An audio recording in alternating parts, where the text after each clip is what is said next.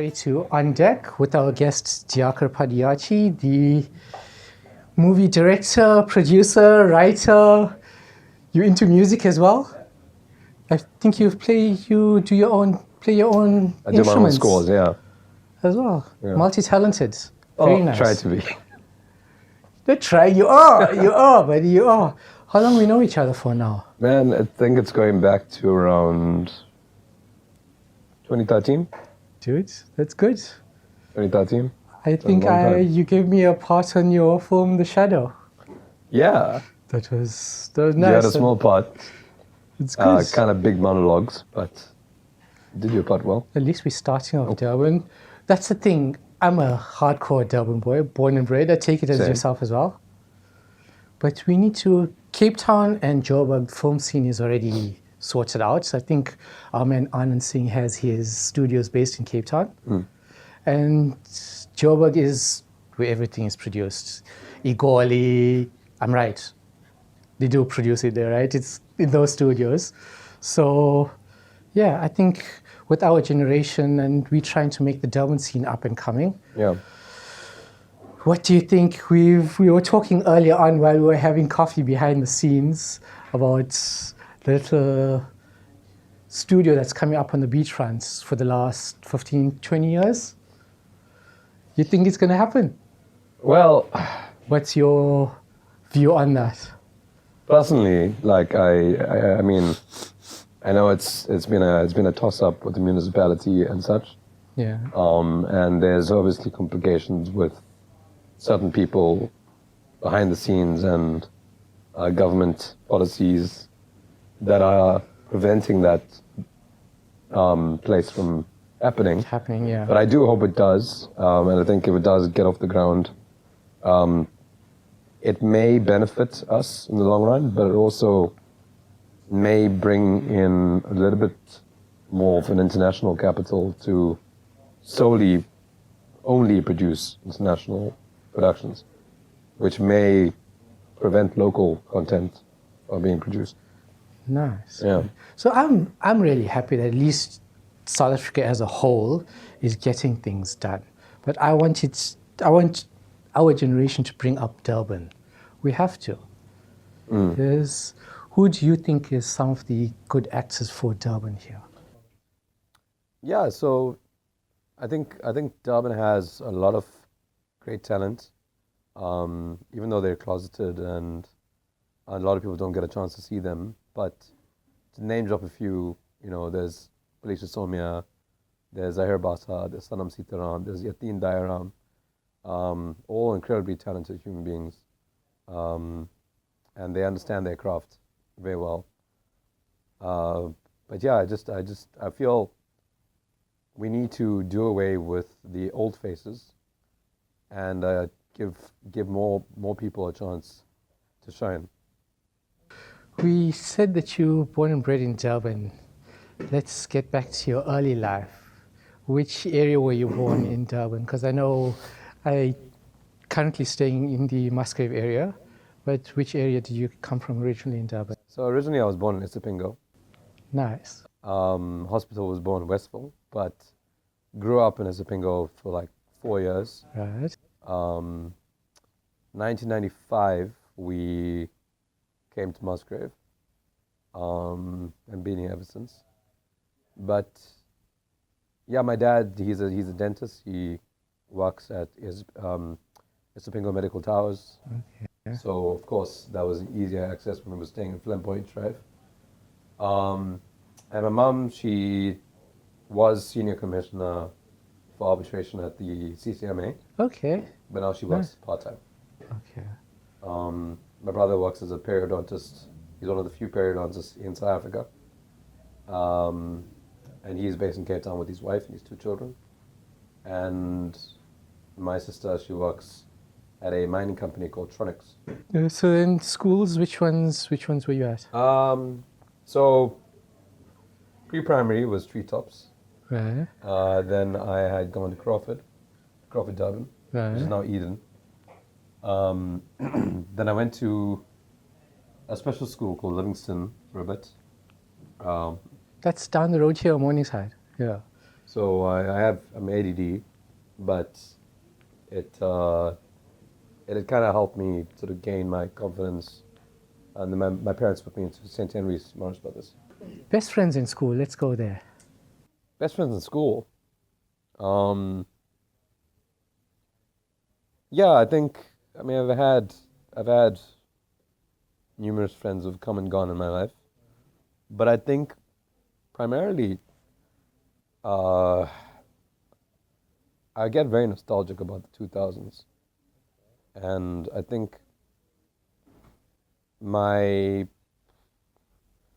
grade 6 to grade 10 was one of the best moments of my life. It sort of reminds me of um, life how it was before it got complicated. I think we have friends who go to the movies. Musgrave Cinema used to be around. Around. We'll get to that. And there was News Cafe, and there was Cantina Tequila, and there was there was that pizza place. I think it was called Checkerboard or something like that. Chess Pizza. And it was just a vibe back in the day. And that gang of friends, I am still friends with even today.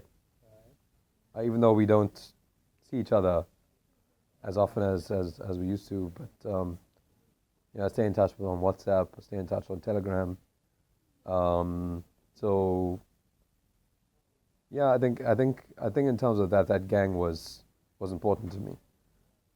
Yeah, I was asking you, how do you feel technology has affected friends and family life, meeting up, whereas before we used to have a lot more get-togethers in life? Yeah, look, I think COVID has a lot to do with it. Correct, yes. And I think a lot of people, look, I lecture for after. Right. So I've noticed a distance with students who Right. are very afraid to interact, and like you tell them to put the camera on, because sometimes, I mean, most of it is done on digital, on Zoom. Right. So you tell them to put the camera on, and none of them listen. So you have to just continue talking as if you're talking to a bunch of screens, which essentially you are. So I think in that respect, it actually has made things very artificial and very distant. Yeah. And I mean, if you think about it, these people are first years and second years, so they would have finished their matric in just before COVID, Yeah. and they've now lived a life of solitary confinement for a very long time. So trying to get back into that personal space must be almost difficult for them. And I think we've created a generation of introverts. That's what I want to know. Do you see a difference in that ability to socialize and the amount of social anxiety between the generations, from the ones that didn't have it, where we had to be together on the street corner, one was sitting on his bicycle, because in those days it was bicycles. We had our bicycles and we used to get around on bicycles or on foot.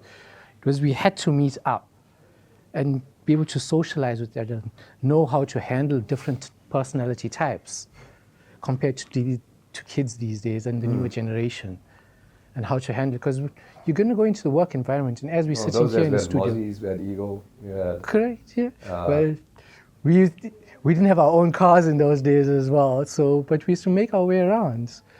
Nowadays, but yeah, I think the ability to socialize and sadly, handle I think different people. COVID has created a generation of people with a lot of social anxiety. Yeah. So, which is a pity, because I consider myself to be an incredibly social person. Correct. Yes. I think I'm an extroverted introvert, but it's sad. I think it created a lot more problems to be interpersonal again. You were talking about Musgrave Centre closing down. What? Cinema. Yeah, Musgrave Cinema itself, not Musgrave Center. Musgrave Cinema. What do you think was the cause of that? And what does that say about movies in today's generation compared to how we used to watch movies? Well, in my day, open the paper, see what's showing at the cinemas, stir kiniko. In those days, we had the wheel, we had the workshop as well. That was back in the 80s. And then came Musgrave Center itself, came Pavilion. Now you've got Gateway as well. But the fact that I've heard Musgrave itself just closed down, when was it, last year? What do you think that says about how people are consuming movies, and what does it say about the movie industry itself, the film industry itself? I think so. I was actually I helped create the event for the closing of Musgrave Cinema last year. Okay. With Hubris Timothy, and I think it's because I'm an old school person and I love cinema.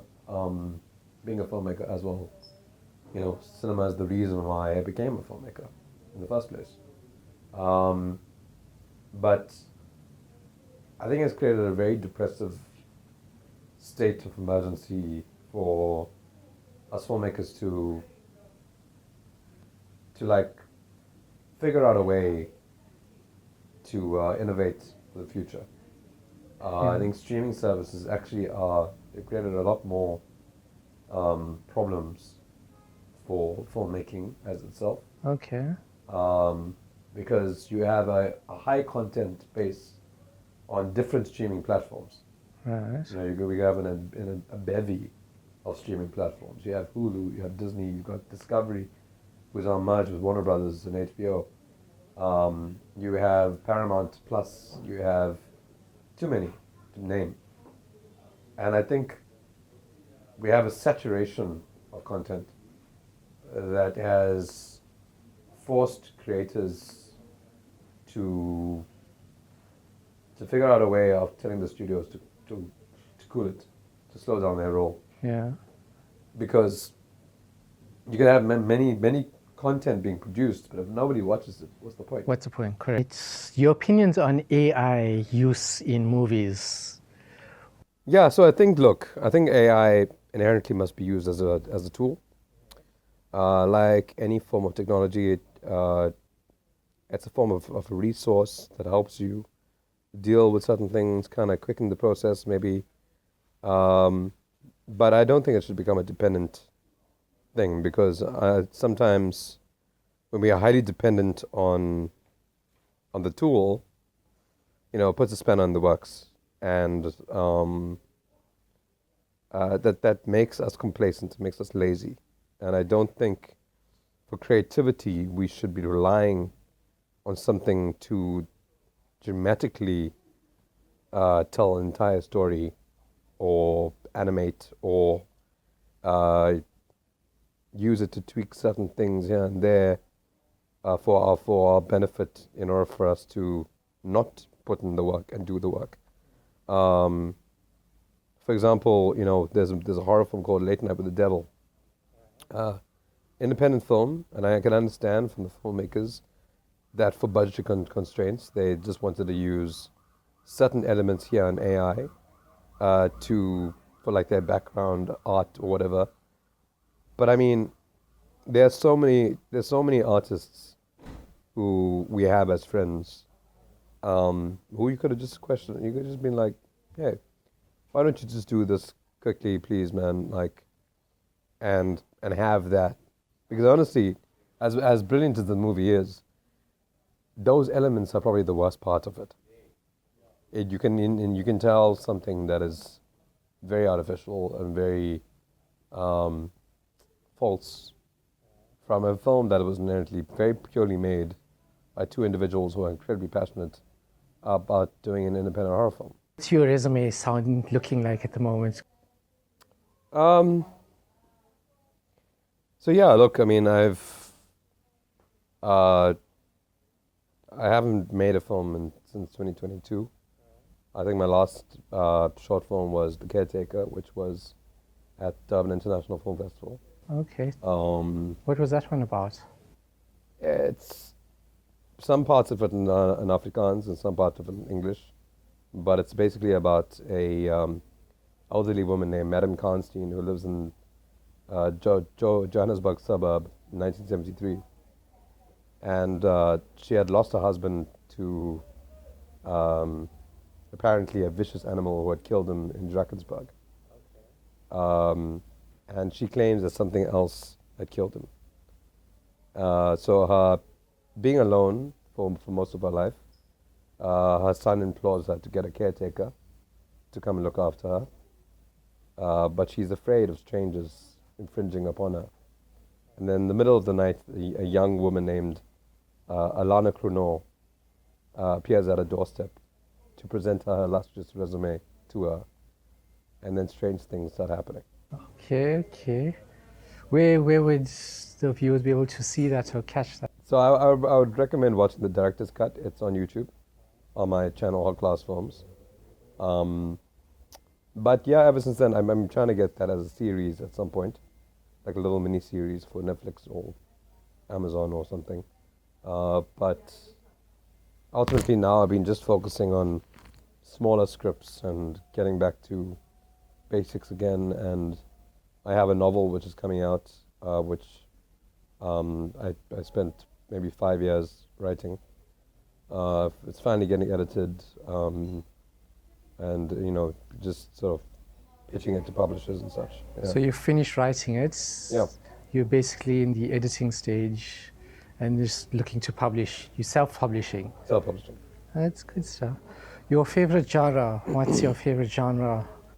My favorite genre is horror, and I think it has a lot to do with just getting into the psychology of humanity and dealing with societal pressures and fears, and what does it mean? And maybe I always look at horror films, especially the great ones, as a therapeutic way of overcoming your fear, Mm-hmm. And you remember the film that we did, Shadow? Correct, yes. That you were in. I think Shadow also covered the topics of homosexuality and, family dynamics and divorce settlements and issues at home, even in a school setting, which were these societal taboos that we don't like to talk about sometimes. And, Shadow being influenced by Carl Jung and the Jungian shadow philosophy of depression and the burdens that we carry, cover the topics of how to overcome the fear of the unknown within those suburban topics. Your favorite director? M. Night Shyamalan.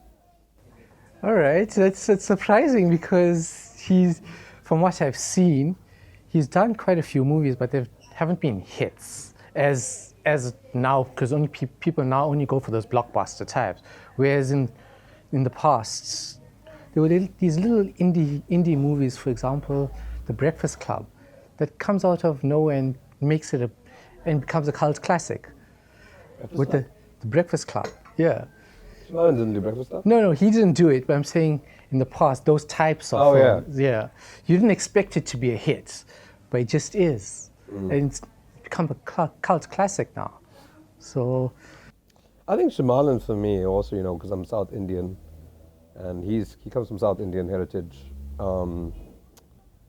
And I think one of the few sort of Indian directors who have made it into a sort of global market on a Hollywood scale, working with actors like Bruce Willis, working with actors like Mel Gibson, Joaquin Phoenix, Paul Giamatti, to name a few, Toni Collette. Like, he's working with some incredible talent. Brilliant actors, and I don't think you can get a chance recently, Dev Patel has just made a storm with Monkey Man. Brilliant stuff. But in that sort of pantheon of directors, there haven't really been Indian filmmakers Correct. who have broken the ground Into Hollywood. into international Hollywood.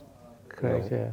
And I think something like the type of movies that Shrimanan makes, Unbreakable was one of my favorite films of all time.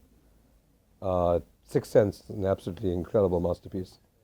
Signs is probably one of the most scariest horror films I've seen in my life. Yes. But these are sort of not typical horrors or even action Psychological, because you don't see much films. of the... Yeah, they're dealing with a more of intertextual quality. So I think because I chose him as my favorite director, I think that's the type of stories I like doing. What made you get into the film industry?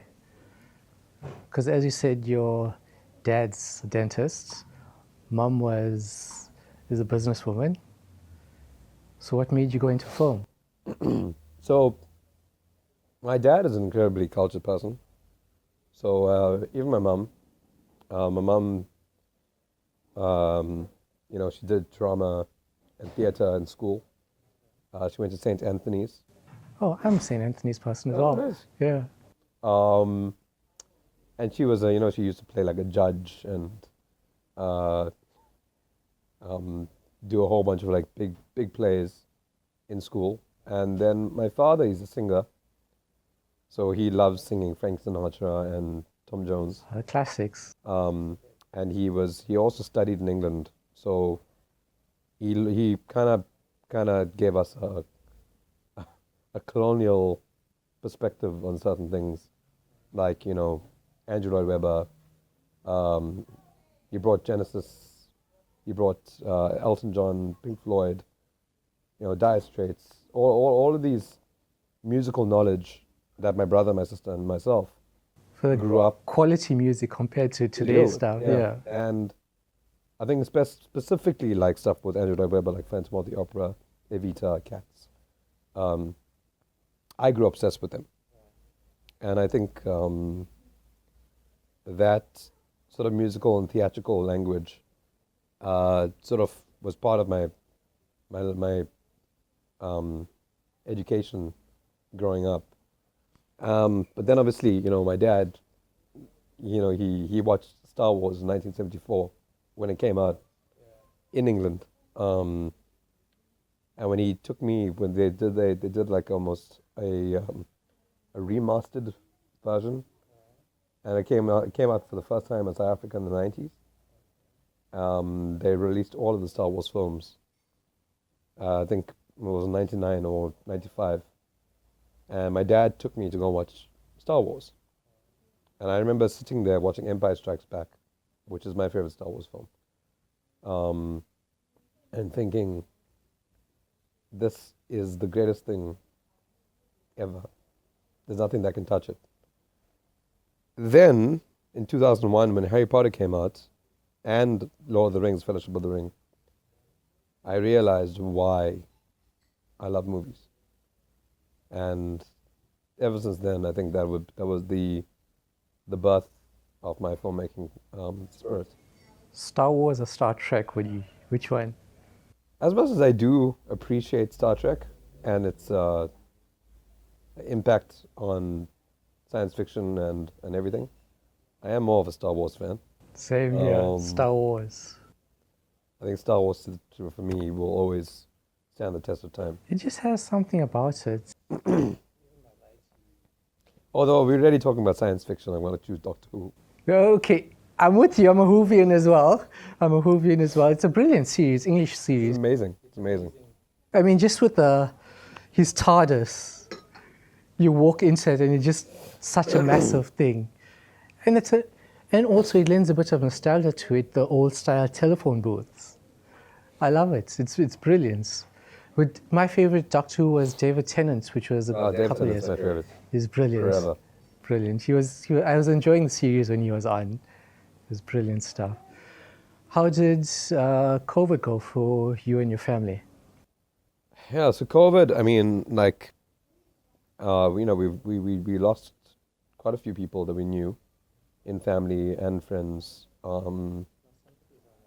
So that was pretty intense. But also, I think COVID really impacted the film industry quite a bit, the entertainment industry alone. Um, and I think the saddest thing is Never Pillay. He released a video during COVID about how he was battling and dealing with the consequences of being a person within the entertainment industry who is not financially stable and is battling with certain things. Neville was a good friend of mine, and Radio JJ for East Coast Radio, and I think he passed away from cancer, but he also, it was COVID linked. But that video did something for me that made me realize why we need to reinvigorate or reignite certain things for people in the industry. So I watched this short film called Self-Isolation, done by this Asian dude who lives in England, and he shot the entire thing on Skype.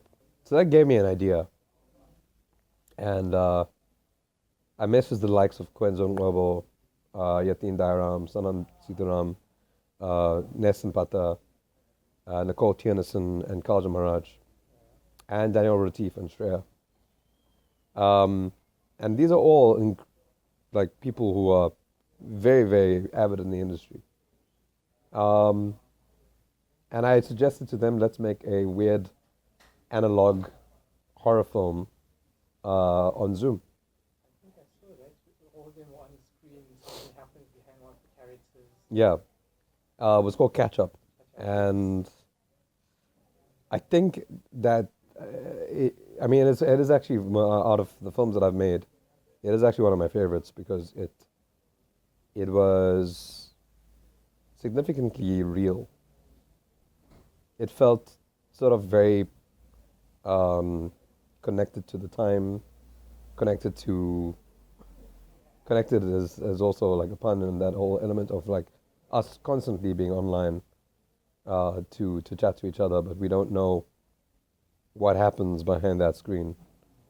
And the scariest thing about after the release of Catch Up is that there was a real case about a guy, gym instructor in Joburg, who was doing a session online on Zoom, and somebody walked in and shot him. Jeepers creepers. Yeah, you're catching a lot of stuff on camera these days. So the significance of Catch Up, it's quite terrifying because how real it is of something like that can happen, So I think in terms, to answer your question, I think in terms of COVID, trying to still be creative, trying to still get things done was a massive importance for us. And then I also finished my book during COVID too. So It's good. Give you a chance. That you didn't have to always be out and about to be at home and get things done as well. Your favorite format to film on? But do you prefer the old 8mm, or do you like digital? So I didn't get the fortune of shooting on an 8mm, but I did. My first ever sort of production was shot on those HD camcorders. And I did a lot of things called the VUCA Awards. Then they turned them into the TAG Awards or something like that. But they were basically PSAs that we had to shoot after campus where, you're talking about racism or you're talking about women abuse, gender-based violence, but as an advert you would have to shoot. And my first job was using one of those Sony camcorders and shooting on that. And there was something about it that felt more real, felt more grounded, felt more like you got control of the shots that you want. But I think switching to digital, like the Canon DSLRs, which I shot shadow on, I shot wide-eyed on. The Method was also shot on that. So I shot 3 films on a Canon 5D. And my other friend, Arshan Singh, he shot his entire feature film, Dear Jasmine, on that as well. So I think there's perks of cameras that you can use, but it's all dependent on the film you want to tell. I believe you edit your own stuff as well. Yes, I'm an editor as well. Did you learn? You went to classes for it or self-taught? So I studied at CFAD, and obviously, CFAD kind of prompted us to learn editing. So they used to really get us to learn it on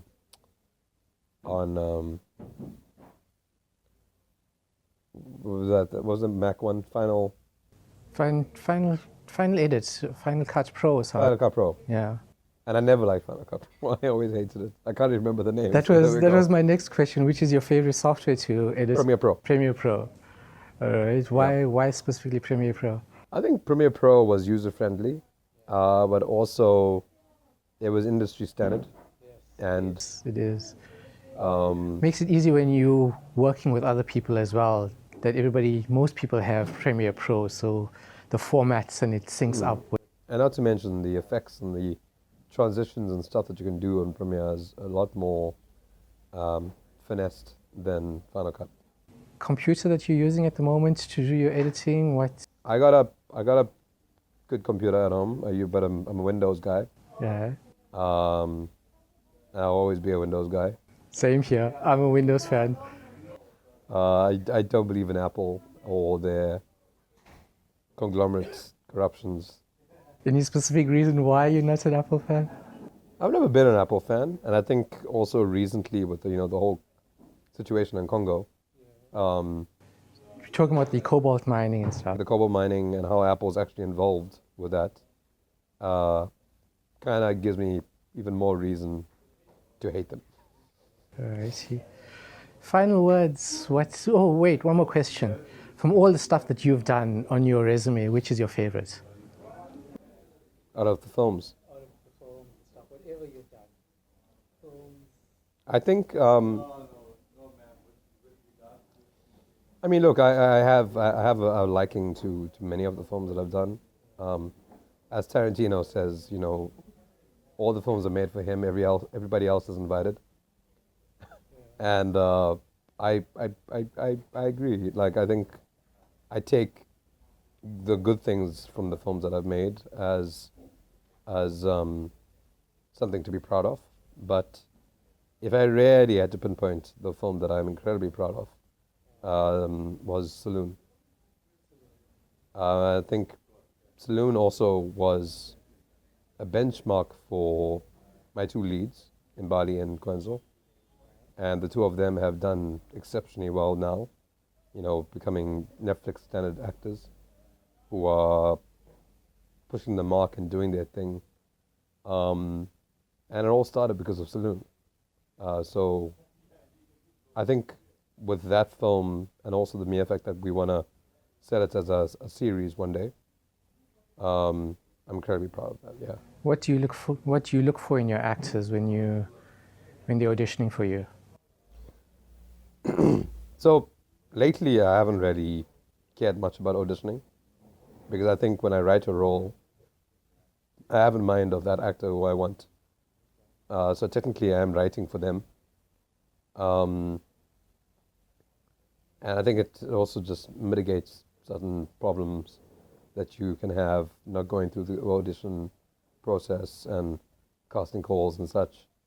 You know exactly the type of performance that person's going to give, and they're going to pull those those moments that you need.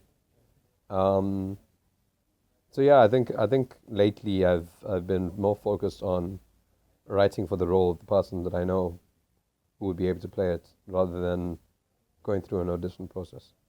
Any advice for the people coming after you about the film industry, the good, bad? Look, there's many bad. Unfortunately, in today's time, we are dealing with situationships in the film industry. But I still personally believe in guerrilla style, independent storytelling. And I think that market, especially here in South Africa, should be focused on. I think the government funding process is archaic. And I also believe that because, maybe I'm biased and I'm coming across as a person who started off as an independent filmmaker, but inherently, that's where it starts, and that's where people learn to be better and fix the mistakes that they've made before, and really tell some real grounded, gritty stories that comes from the heart. And that's inherently what film is all about, man. It's all about the independent soul. We would like to thank our sponsor, Cuvée Bev, which is a sophisticated luxury, non-alcoholic, halal-certified beverage, carefully crafted from Chenin Blanc grapes and bottled with sparkle for your ultimate enjoyment. Enhance your next dining experience and your favorite functions with an exquisite offering of sparkling Cuvée Bev. Much appreciated, brother. Thank you so much for coming through. Appreciate you and your time. We spent a good 3 to 4 hours together today. It's nice. Yeah. It's good to see you again. No, it's good. I think what you're doing, your endeavor for this podcast is epic. I think more podcasts like this need to exist. Much appreciated. Yeah. I think you're giving a platform to people to just talk about, to get themselves out there. To get themselves out there, talk. Punt some projects. Exactly. And yeah, I think just watch the please. So watch his podcast. What is it called? This is called On Deck. On Deck. Yes. Where is it going to be shown? This will be on our YouTube platform, Genozano Media. And which one do you want to? You can follow my channel, Hot Glass Films, on YouTube as well. I have all my short films and a web series called The Journal, which talks about my history. And then if you guys are on the Durban section, love theatre, check out Korsha, The 5 Dimensions of Being, at the Playhouse Theatre on the 29th of June. There's two shows, one at 2 p.m. and one at 6 p.m. And yeah. Much appreciated, ladies and gentlemen. Thank you so much for your time. And you as well, brother. Oh, yeah. Sweet.